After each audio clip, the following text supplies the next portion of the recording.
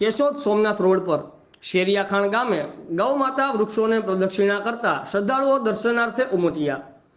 ભારતીય સનાતન સંસ્કૃતિ ગૌ ગંગા, ગીતા, ગાયત્રી અને ગોવિંદની સંસ્કૃતિની ભૂમિ છે। વેદો, પુરાણો, ઉપનિષદો, ગ્રંથો અને વિજ્ઞાનના મંતવ્યો મુજબ સુખ, સમૃદ્ધિ અને વિશ્વ કલ્યાણ માટે ગૌ માતા જગતજનની બની શકે એ હવે આજના આધુનિક યુગમાં લોકો સ્વીકારવા લાગ્યા છે।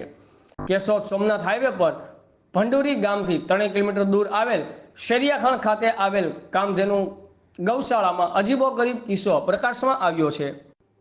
શેરિયાખાણ ગામે આવેલ કામધેનુ ગૌશાળામાં એક ગૌ માતા પવિત્ર શ્રાવણ માસનો પ્રારંભ થયો ત્યારથી પીપળાના વૃક્ષ અને લીમડાના વૃક્ષને નિયમિત રીતે પ્રદક્ષિણા કરતા કૌતુક જાગ્યું છે।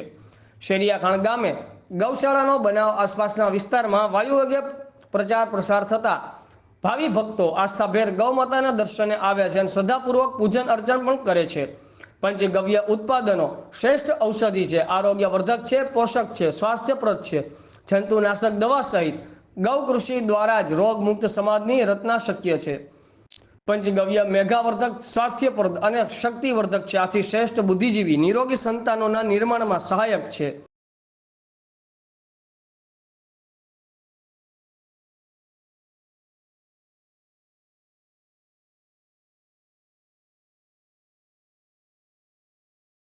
જૂનાગઢ જિલ્લાનું માળિયા તાલુકાનું શેરિયાખાણ ગામમાં અમારું ગામ છે।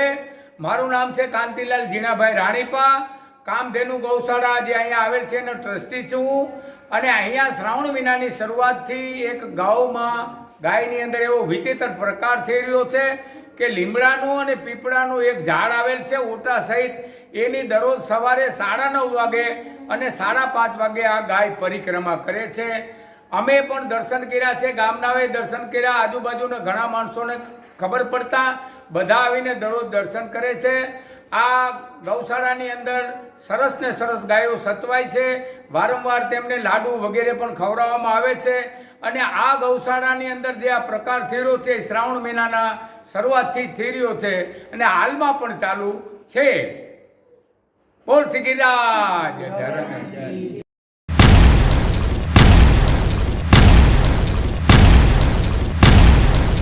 दिव्य सरदार न्यूज, सब पर नजर, सबकी खबर।